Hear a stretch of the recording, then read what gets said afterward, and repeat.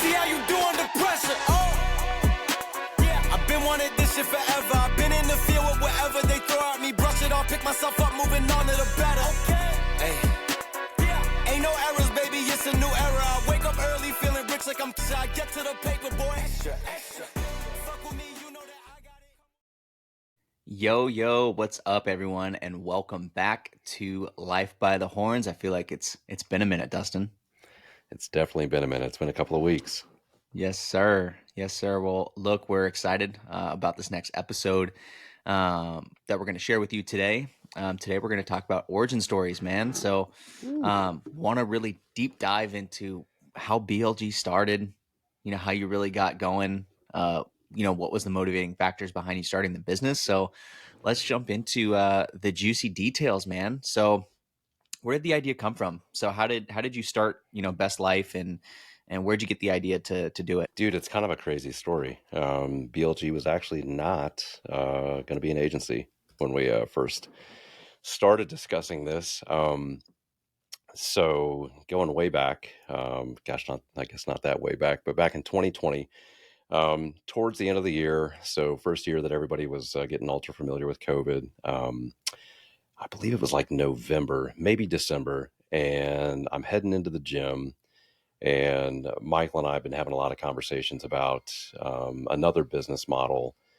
We weren't entirely sure what we wanted it to be, and as I'm sitting at the gym over at One Life in Windermere, looking at all these guys and gals that are, great professionals, business owners, etc. And I'm like, man, I want to start a fitness brand that's all things vitamins, supplements, nice clothing, etc. That's just a real high-end organic, you name it. And we're going to call it Best Life Group. And so I share it with Michael, and he's like, man, I love your passion with all things like nutrition and wellness, but such a tough industry to get in because you're either like in the elite of the elite, or you're like everybody else and you just got a drop ship model and no one knows about you, and it's just very hard to make it. So fast forward a couple of weeks, and Michael's telling me about this amazing couple that he knows that has this really awesome business, and they sell hair extensions. And it started out as That's wigs. perfect for you, right? Yeah. So they sell hair extensions, but it started out as wigs, and he's going through like their whole business model, what they do, what they provide for these different hair salons. And I'm just like dumbfounded. And he just keeps going on and on. I'm like, respectfully, bro, I don't know how the fuck I'm going to sell hair extensions. Like, I have no hair.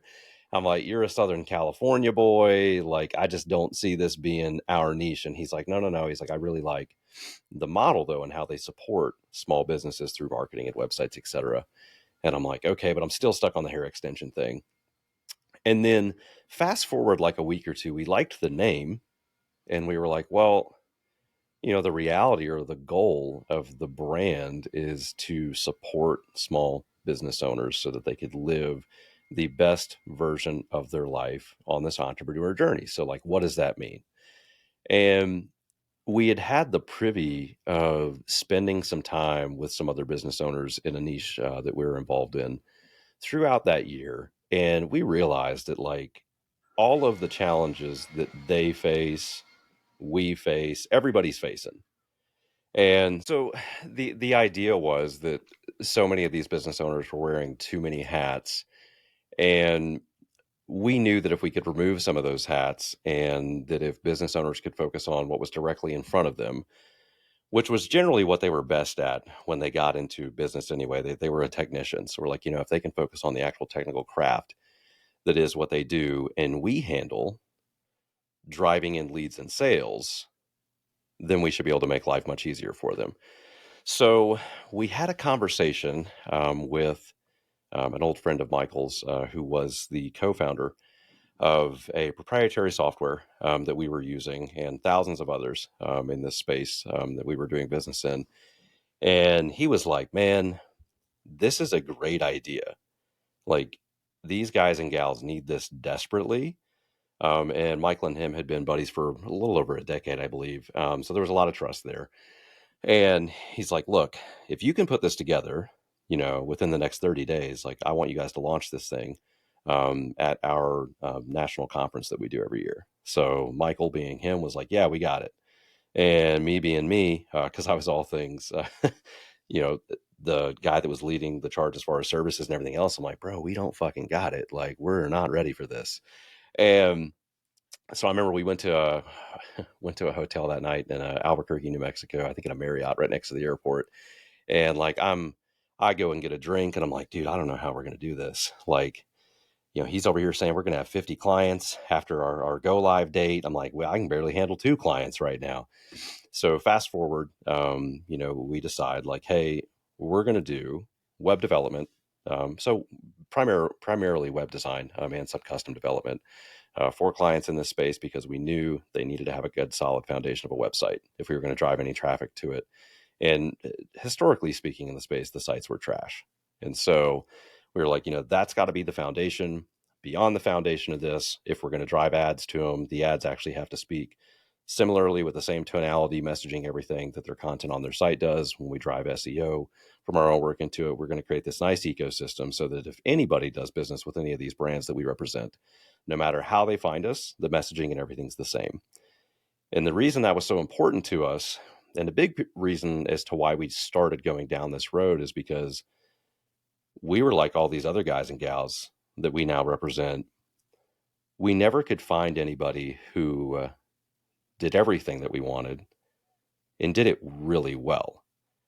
So we found a lot of like gurus that could do a lot of the things that generally don't charge crap because they're actually not great at it. They tell you they can do all the things because they're just looking for client share. And they're good at developing relationships, so there's trust that's built in that. But they weren't good at their craft, especially many things. And we were frustrated because we would pay someone to do SEO. We actually didn't know what they were doing. They wouldn't disclose anything. We even had one point we paid a guy for a couple of months, and come to find out, like, we never gave him access to our site. And we're like, oh, our bad. And we're like, well, wait a minute. What have you done for the last 90 days? And he just kind of spun a web of deceit and lies. And we're like, whoa, whoa, whoa. And then like a week later, we had 750 like super highly toxic, trashy backlinks to a product category, which we'd never have done SEO for. And he's like, oh, it's great, low hanging fruit. And the whole thing was just a scam. So we're like, well, this is stupid.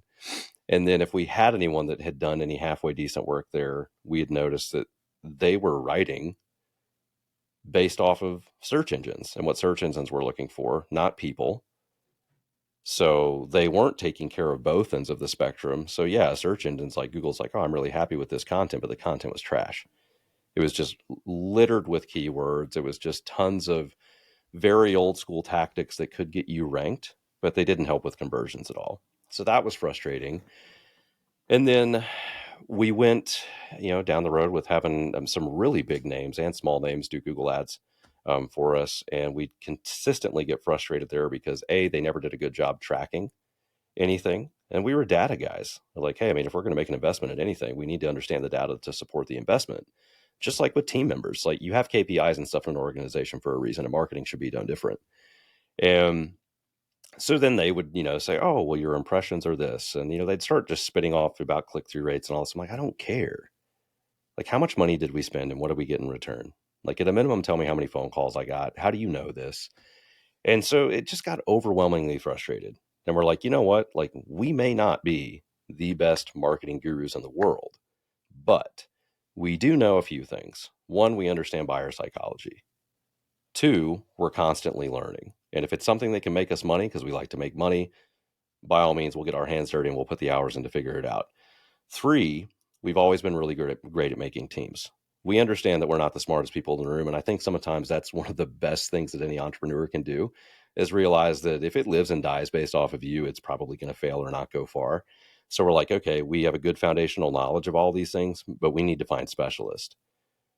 So we started putting together, like bootstrapping a team of specialists in all these things. And that was really the foundation of BLG. We wanted to give our clients or, leads or prospects the ability to speak with one person inside of a marketing company that could take care of all things traditional digital marketing measures for them, so that there was consistency and continuity across every platform where people found them.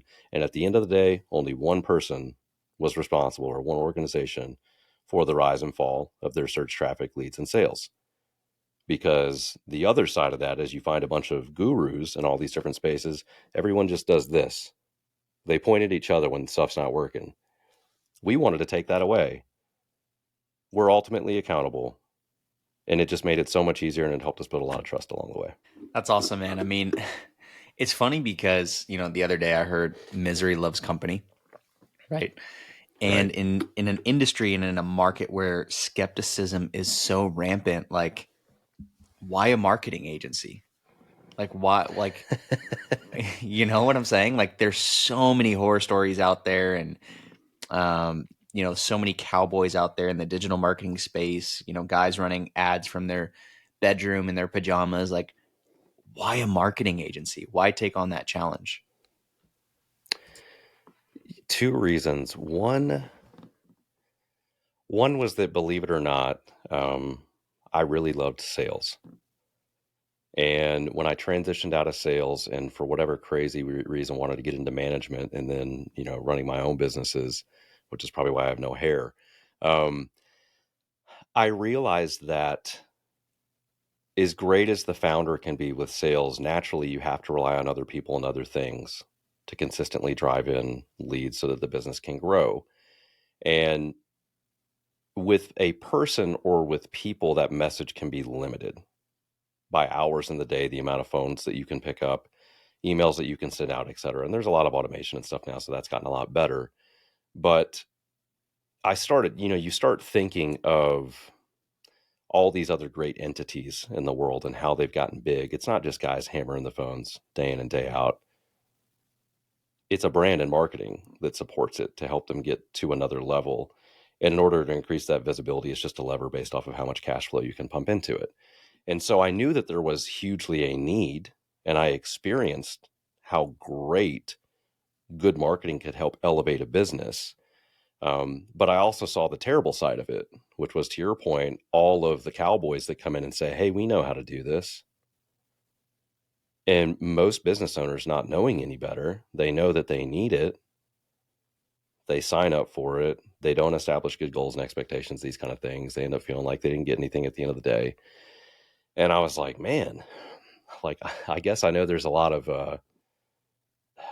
bad juju around marketing agencies, as there should be, because most do lie, cheat, and steal.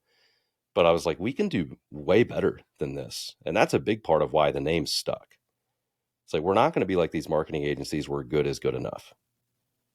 We are going to help these business owners live their best life through a scalable and consistent amount of leads and sales that come in, so that they can, based off of how much money they want to invest in this thing, grow an organization at the speed and scale that they want to, and provide them with the data and stuff that they need to support the decision they're making inside of us. And so that was the challenge. And it's like, all right, cool. You can say all these, things that make people feel good. But at the end of the day, the biggest thing I remember saying to Michael, like right out the gate when we had taken this thing on, is like, I am going to go to bed every single night knowing that we did the right thing. I'm never going to be called a fraud. He's never going to be called a fraud. We will always give it everything we got, to the point. And I don't know any other agency that I've talked to, at least. I know some great ones that would do this, but if we mess up, because we are people, and we make a mistake, we will own it, we will make it right, and we'll go the extra mile. I mean, and no agencies ever talk about their mistakes, but I mean, I'll share one of them with you. So we signed this guy up, and I remember the day that I did. I was really pumped that we got him to sign up, but I was also terrified, because he had such a big soapbox in this space. And I'm like, man, if we can make a fan out of him, we can make a fan out of anybody, because he hated everybody. Everybody sucked. He'd call you out online. He was just very vocal about his opinions. And I'll never, Michael's like, dude, this is going to be the dumbest or the smartest thing you ever did. Good luck. And so we're like 45 days in. He's got his new website, loves this new website. Ad campaigns are launched. SEO is in full effect. He's actually come here because he was also a coaching client, spent 2 days with us. Dude, so many things are moving in the right direction. And he calls just out of nowhere. And I'm like, hey, what's up, man? You know, how's it going? He's like, I've got a bone to pick with you. I'm like, okay. I'm looking at my ad account and I can't see the conversion value from these. I'm looking in the system and he just goes off the rails. He's like, this is bullshit. You know, you guys have wined and dined me. You've done all these things to make me not pay attention. Now that I'm looking, you're just like everybody else. And I'm just getting read the riot act. And I'm like, okay. So he finishes. I'm like, hey, man, I understand where you're coming from because I've been here too. Do you mind just holding on for just a second? Let me take a look at it. He's like, yeah. So we dig in and I look at his Google Tag Manager. I'm like, man, everything's plugged in here correctly. This should be tracking correctly. Dude, super simple mistake. The team didn't make it live. So they put the script on the site. They'd set everything up correctly. They literally just didn't hit submit so that it would track. And I'm like, look, man, here's what I can tell you. From this moment forward, it's going to track. And he's like, okay, well, that doesn't make up for the last 30 days. I'm like, you were correct. I'm like, so, but here's what we do know. So we looked at the traffic that came from ads. We looked at his website conversion rate. And I'm like, relatively speaking, I can tell you this. You spent roughly $900. We can estimate you made about $8,000 in return. He's like, well, that's really good. But I don't have the data and you're the data guys. I'm like, fair enough. I say, here's the deal. Not going to charge you for last month. Let's just keep an eye on this daily. And I'll personally, let you know as soon as I see the first transaction go through. And he's just sat there and it was quiet. And I'm like, hey, dude, are you still there? He's like, holy shit, man. I'm like, what? He's like, dude, nobody would do something like that. Like, why? I'm like, because you're right. We're the data guys. We made a mistake, completely our bad. I'm like, this ain't about just money. For us, I'm like, yeah, we're not a non-for-profit business, but I'm like, dude, I'm here to support you. And we made a mistake, man. Thanks for calling us out. Won't happen again. You've got my blessing. I'm watching this thing at least for the next couple of weeks. And he's like, damn. And then he mentions, he's like, I know, and I'm not naming any names, but he's like, I know when so-and-so at this software company said you guys were incredible and always would stand by your word. And if he ever had the opportunity to do something in business with you or with you guys, he would definitely take you up on it. Now I see why. Y'all are really good people. And fast forward, I've got some great testimonials from him, but he worked with us for over a year. He was a super great client. Like we made a super big fan. So, but we also made a mistake in the process. And I think that's the difference. Like we owned it. I've always been a firm believer in going above and beyond, don't just give people what they expect, do more. And we made, to this day, me and him still go back and forth. So no, he's a great dude. And that's just kind of our commitment to our customers has always been, do the right thing and then some. It's a huge testament to like who you are as a person. So those of you who don't know Dustin too well, he is like, his story. He's, such a great guy, super personable, outgoing, but just always, wants to do the right thing. And I think that's, the most important thing in business. It's not about being right. It's about doing the right thing. Correct. So again, man, like marketing, it's such a tough space.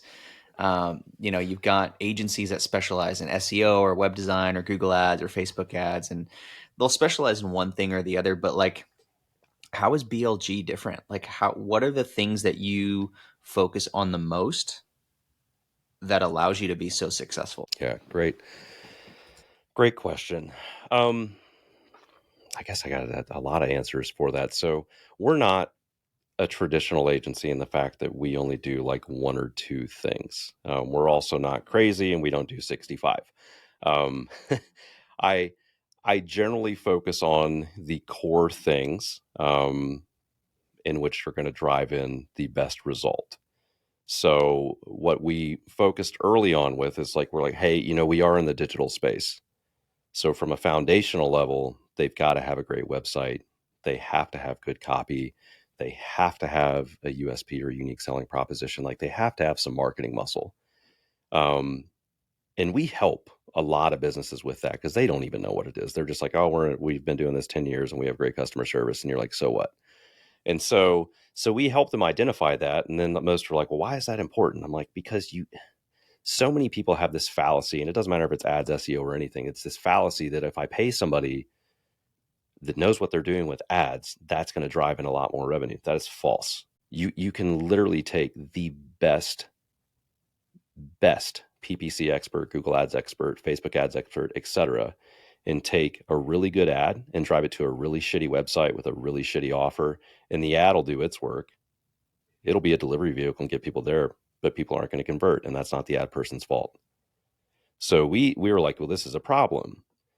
So our whole goal was to really create more of a holistic ecosystem to where people could, because not everyone can afford everything, but where people could build on or bolt on additional services over time, and also depending on how rapidly they wanted to grow. So for us, it was always from the get-go. The foundation is the website, the offer, the brand voice. Like, it has to start from there. If you don't have that, that's where we start.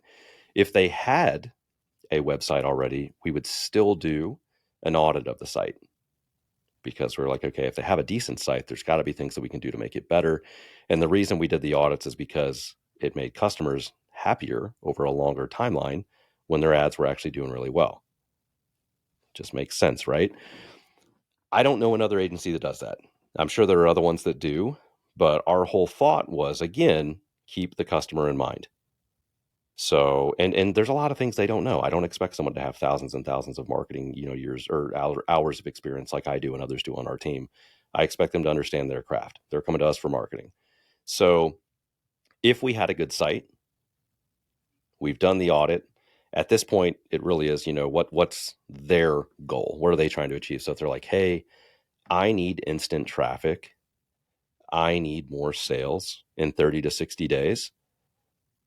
If you're talking to an SEO agency, they're going to sell you SEO. If you're talking to anybody else that's niched down in anything, they're going to sell you whatever it is they have. For us, it's different. It's like, no, yeah, you may need SEO, and SEO is a great thing, depending on the industry. But what you need right now, especially if you're a service-based business or whatnot, you probably need Google ads right now, or potentially Facebook ads. And here's why, and here's what that deliverable is going to be. And then if they were like, hey, we've got a decent budget, we're looking to scale over a period of time, then we might prescribe multiple different services. But it was always with the business owner's goals in mind, not ours. And I think that's a big disparity between us and so many others too, because so many are looking to just sell what is A, the thing that they're most comfortable with doing, and B, what has the highest profit margin. That wasn't our concern. It was, how do we keep customers for the longest period of time? And the way you do that is take care of people in alignment with their goals and educate them in the process. And I mean, and I share all that. We have not been perfect through this entire journey either. Like we have, oh my gosh, had so many speed bumps and obstacles and everything else. But anytime I've noticed in our business journey as an agency where business wasn't what we wanted it to be, or we were experiencing more client churn than we expected, or weren't bringing on new clients as we expected, we had gotten out of alignment from where we started. And we started being like everybody else. And that is when you fail. Like, we didn't get into this space because Michael was like, hey, I want to add another business to my portfolio and just ride off into the sunset. I didn't get into it because I wanted more to do. I already had a lot of other stuff going on. We got into this because we truly wanted to make an impact in an agency that sucks.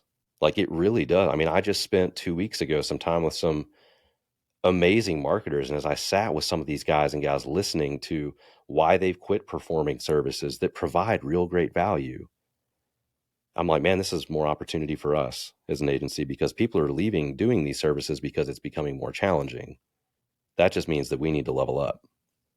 So our commitment has constantly been, and it's just a part of our core, and who we are at BLG, but our commitment has constantly been, make sure that every relationship that we have or every partnership that we have is mutually beneficial. If it's not that, we will not do it. And sometimes that means you have to let go of customers. Sometimes that means that what they need is not in alignment with what we do anymore, and they need something different. And sometimes that means that prospects reach out to us and they want, Facebook ads or PPC or SEO, and that's not what they need. And we can't support them, and that's okay too. But our goal, again, for everything to be mutually beneficial, and I mean, this is a huge part, of what you do with us, Blake, is prescribe them what they need that'll help get them towards their goals. Don't give them what they want. If you can do all those things, that's great. But a lot of times, again, folks would come to us and they'd say, hey, I need X. And it's like, no, you actually need Y and Z, and here's why. And I'm okay if they didn't work with us, because at the end of the day, like I said, our whole thing was we're going to go to bed at the end of every night and know that we've done our damnedest to truly take care of people in a space and not just treat them as another number. It just seems so true, man, because I think, with skepticism being so rampant when businesses are hiring a marketing agency, it's like, how do you set yourself apart from the competition when people just naturally go into a conversation or sales strategy, with an agency with that preconceived notion, like, hey, this is going to be a sales call and they're just going to try and sell me whatever. And I've already got a distasteful taste in my mouth in regards to marketing agencies. And I think you're 100% right, where it's like making sure that in the very beginning that it's a win-win-win situation for everyone. And yeah, like you pointed out and alluded to, it's like, I'm okay not taking on business, which is crazy, right? Because so many agencies, small boutique agencies will take on anyone and everyone just for the sake of making a dollar. But if they sell a product that hasn't proven market fit, or they haven't proven the model yet, or they don't have enough budget to go out there and get results, I would rather be honest, give them some free advice on what they can do moving forward to then eventually hire an agency before starting off on the wrong foot and making that mistake. I'd much rather do that and then build that longevity and have someone come back to me saying, hey, you know what, that advice really worked for me and my business. We implemented it, we got a few sales, and now we're ready to rock with you. Yeah. And now you've just turned a complete stranger into potentially a lifelong customer and client. So I think that's brilliant, man. And I would probably say that's what, like, to me anyways, is what sets BLG apart from 99% of agencies out there is, we are okay to not take on business. Like, not to say that we don't want the money, like, sure, right? Everyone would like to make a dollar, but it's like, we're okay if it's just not going to be the right fit. So I love that, man. Is there anything else that you can share, with our audience on, how to choose a marketing agency, or what to think about, what to look for, anything like that? Yeah, but I mean, for me, it extends beyond an agency. I think for me, what people are really looking for, no matter whether it be something that's service-based or, relationally or whatever it may be, for me, it's just so much about trust, commitment, accountability, just doing what you say you're going to do. And so, I mean, agencies specifically, I would know enough as a business owner, if you're looking for agency services, you don't have to know everything, but enough, be at least familiar enough with what you're asking for, so that somebody can't just pull the wool over your eyes and completely trick you. I mean, candidly, one of the questions I used to ask agencies back in the day, even software companies, they'd get to the end, they'd be like, oh, so what do you think? I'm like, hey, I have one more question for you. And they're like, yeah, what's up? What makes you better than so-and-so? And I would call out a direct competitor, especially on the software and CRM side, but also in agency side, like, what makes you better than everybody else? And I was always very interested in hearing what the salesperson had to say, because if they hesitated and it got awkward, they probably weren't better, or they didn't have the conviction because they knew other people were better, that they believed in their own shit. But if immediately, without skipping a beat, they're like, oh, we're better because we actually have 600 developers on staff. The average other company in this space has about 15. Our uptime for the software is this, or whatever it may be. That's exciting. Or I'd also ask them, like, hey, tell me about a time, where you guys failed a customer, like where they weren't happy with the results. Like, what did you do? Because that's a big thing for us. If anyone ever spends any time with me, they'll probably hear me say, like, time is something you can't give people back. And they're like, well, yeah. And I'm like, okay, so for us as an agency, like, if we don't do a great job, it's not just like, oh, well, no, you're wasting this business's time. So at a minimum, the thing that I can give back, and I even, we had celebrated a new partnership the other day here. And I remember telling the guys, because they had been screwed over by several agencies. The most recent one they spent $40,000 on last year, and the guy made them a fucking single page website. A single page, 0 leads. And so as he's, diving through with us, what his expectations are, I'm like, look, I was like, I'll be honest with you, brother. With what you guys are signing up for, I'm going to be involved directly, which is, something we don't even advertise, but it's a fractional CMO offering. And I'm like, and with that though, if at any given time, Adriana, who's our, stellar customer service manager, or myself are not hitting the metrics that we know we need to, you're going to hear from us. And we're going to let you know what we're going to do to fix it. And I'm also not charging you for it. I'm like, because I can't give you that time back, but I can guarantee you I'm going to give you the commitment of the result that you're looking for. And he's like, holy shit, man. Because like no one does that. Right. But that goes back to, and it's one of the reasons I love Adriana on our team and this team that we've built. I started, saying, it comes down to trust and accountability and those kind of things. Doing the right thing can forgive you of a lot of sin. So if you build trust, not just with an agency, but with anybody, and you make a mistake, if you own that mistake and then let them know what you're going to do to fix it, that can forgive you of that sin.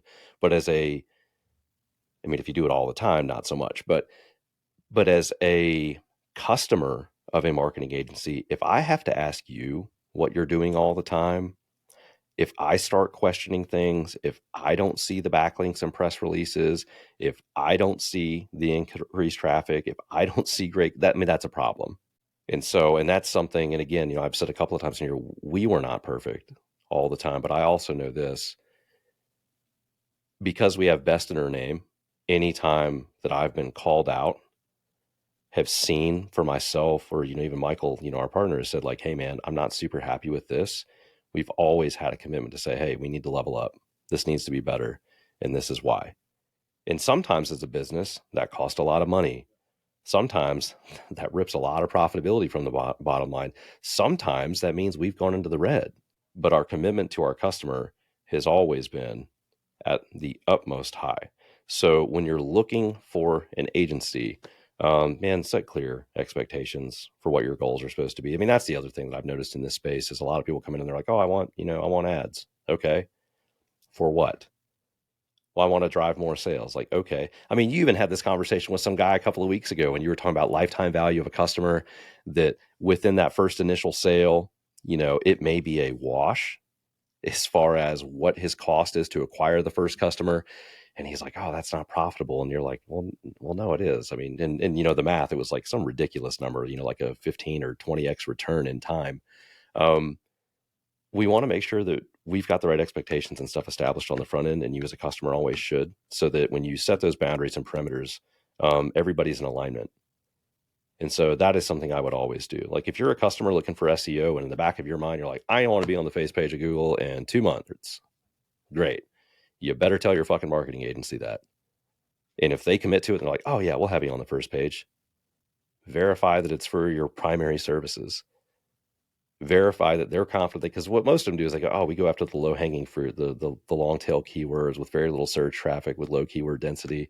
And that's how they keep you strung along for a period of time. But I would dig in. I would ask the hard questions. I would see where they've had failures before. And then I would ask about what their commitment is to their customer. If you don't uphold your end, what does that look like?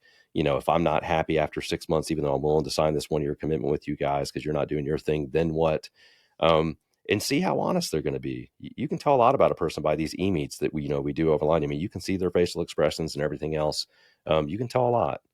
And if they just say, oh, we always have success, all of our clients are always happy, bullshit. You've made a mistake once in a blue. I guarantee it.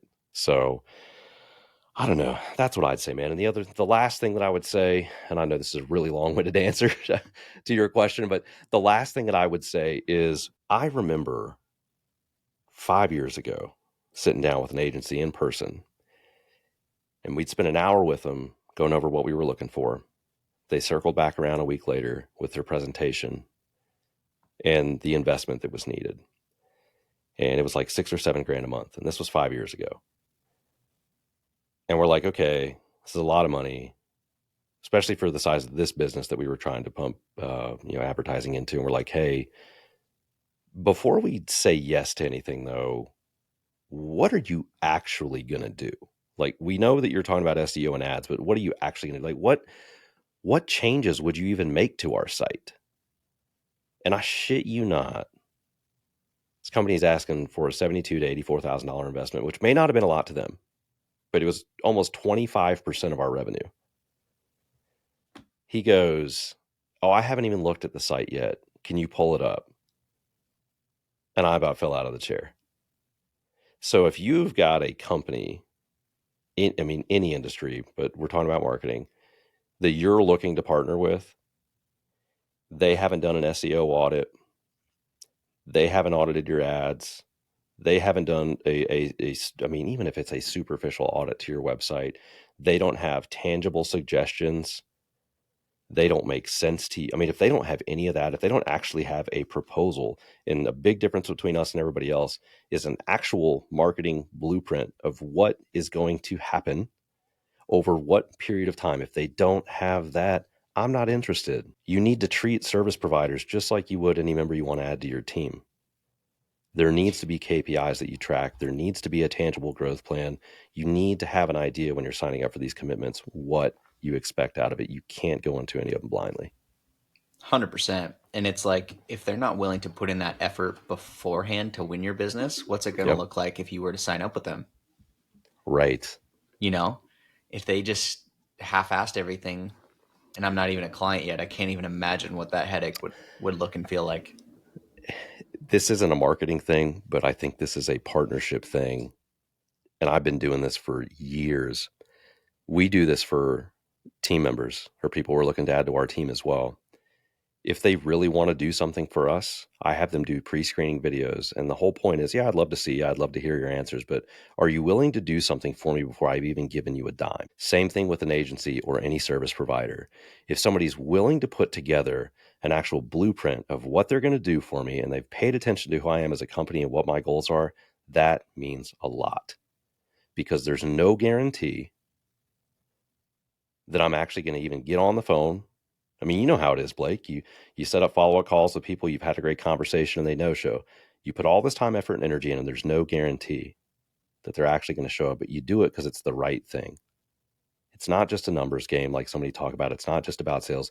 You do it because it's the right thing. So yeah, if you're having conversations with marketing companies and they're just saying, oh, SEO and this and that, and oh, we realize this is what you do, and we're going to get you on the first page in 3 months and blah, blah, blah, and they don't have an actual blueprint for you, I would feel like just a number. And I think it's what it feels like for most people, man. You know, most people feel like a number, and you got to go out of your way and you want to give before you ask for anything in return. The law of reciprocity, I think, rings true. The more that you give, the more it will come back to you in return. Yeah. But don't expect it. Just do it. Sponsored by Nike. Not really, though.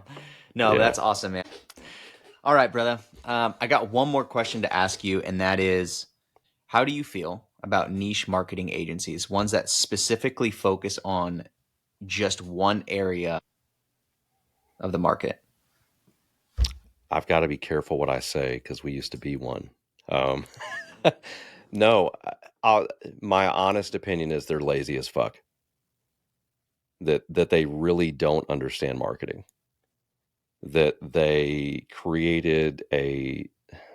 Let me back up because I'm going to piss a lot of people off if they're a marketing agency and they're listening to this, but I want to explain why I feel that way. From a business perspective, it's very easy to build out automations and processes that support something that is consistently the same over time. So a lot of businesses in the marketing space, the reason they go niche down is because they can replicate their successes at scale. Okay. And that I completely understand. I mean, you got into this to make money. I get it. But what we noticed in that process is we could actually create a really, really good team and take really talented individuals and water them the fuck down to the point within 6 to 12 months, an amazing copywriter would want to go a different way. Or somebody who was really good at PPC was so bored that they could go from on average of managing 20 to 25 accounts to 100 because they were just looking at the same shit every single day, and they turned into robots. They weren't marketers. They were taskers. As soon as we started and I'll just be candid. As much as I love business, one of the things I love the most about marketing is the creative aspect and figuring out how. How do we take this company and shape this message to where we can get hundreds of thousands of people excited and involved in this, and turn this guy's really great craft or this gal's, really great business into something that she or he dreamed of. And when you take the creativity out of it and you just put everything into a box and you make everything black and white and you automate the shit out of everything, you lose all that. And I watched, we talked about a lot of the things that we've done well. I watched us do that same thing. And then I watched our customers coming to us going, hey, what have you done for me today? And dude, I would get pissed. I'm like, today? And I'd go back and look at their last year numbers and I'd be like, man, they invested this much in management. They invested this much in ad spend. And I mean, some of these numbers were wild, man. Like they'd invested $60,000 in us in an ad spend, and they had $750,000 in trackable returns from just their ads, not even SEO. And you're like, look at these numbers. But what happened was we had automated the shit out of so much, and we'd made it so easy for ourselves. We got lazy. And then our customers could feel that. And we weren't being innovative. And then so as we started to see churn in that, I'm like, hell no. Like, if we're actually great marketers inside of this organization, it doesn't matter what your business is. And so even yesterday, and it's so funny, we had wished this was recorded. I went off on a fucking tangent at lunchtime. So a newer member of our team was like, hey, he was actually talking to you. He's like, hey, I was just talking to Blake about this idea with these ads. And I'd like to do this, like niched, idea where we go after just this subset of business owners. And dude, Heather could see it on my face, and she's like, oh God. And I'm like, no, like, we're not doing this. I'm like, I understand that's easy and it's easy to replicate. And I know that makes everybody's job here easy right now. I was like, the problem with that is simple. That's not who we are. Our name is not Good Life Group. Our slogan's not, we're good is good enough. Like, I'm like that. Like, I understand what you're trying to do, but the whole fucking reason we started this thing is because we were going to actually be able to provide results for any small business owner anywhere. And then he sat there for a minute, and I'm like, I'm sorry. And this was like a 5-minute rant. I'm like, dude, I'm sorry if that came off kind of brash. He's like, no, I just wanted to thank you. Like, for what? He's like, dude, I remember when I started over a decade ago, I had that same drive, that same energy, that same everything that just came out of you. And that's why I got into marketing, was to help people, not to make it easy. I'm like, correct. So that's my opinion on niche down agencies. They're lazy. They're just in it for profitability and to make things simple. They generally can put anybody and their brother inside of a role because they're a tasker. They don't understand marketing. And I think that's the biggest difference between a real agency that has real creatives, and for us actually has some real business acumen. That's the difference between the two. You've got folks that just want to be a robot, and then you've got other ones that are like, hey, it's an ever-changing marketplace. We can help anybody and everybody, and that's what I'd rather do. Yeah, 100%, man. And again, like, if you're a master of one, you're a master of none in the marketing space. It just gets repetitive, man. It gets boring, and it's like you're taking the whole human element out of marketing. Because man, it's like a rinse and repeat sort of method, and it's like at some stage as a business owner of that marketing agency, it's going to get old, and you're going to get lazy, and you're going to just not have that same drive and passion, because it's like, like you said, that rinse and repeat method. So I really value that, man. And I'm proud and I'm happy to be a part of an organization that, emulates but helping business owners live their best life, and really looking out for, the small business owner, and even some of the larger businesses, man. I think it's important to be one of those agencies that prides themselves on putting the client first. So I love that, man. So thank you for sharing all that today. Yeah, for sure. Well, cool, guys. I hope you enjoyed today's episode. Again, I'm Blake, and got Dustin with me, who is our co-founder and our lead experienced badass. leading the charge here at Best Life. So I appreciate you, man, sharing the story. And if you guys could give us a follow, like, even share this podcast and this episode, we'd greatly appreciate it. Again, welcome back to Life by the Horns, and we hope you guys visit us in our next episode. So peace. See you guys. Yeah, let's see how you do under pressure. Oh, yeah, I've been wanting this shit forever. I've been in the field with whatever they throw at me. Brush it off, pick myself up, moving on to the better. Okay. Hey. Ain't no errors, baby, it's a new era. I wake up early feeling rich like I'm I get to the paper, boy. Extra, extra.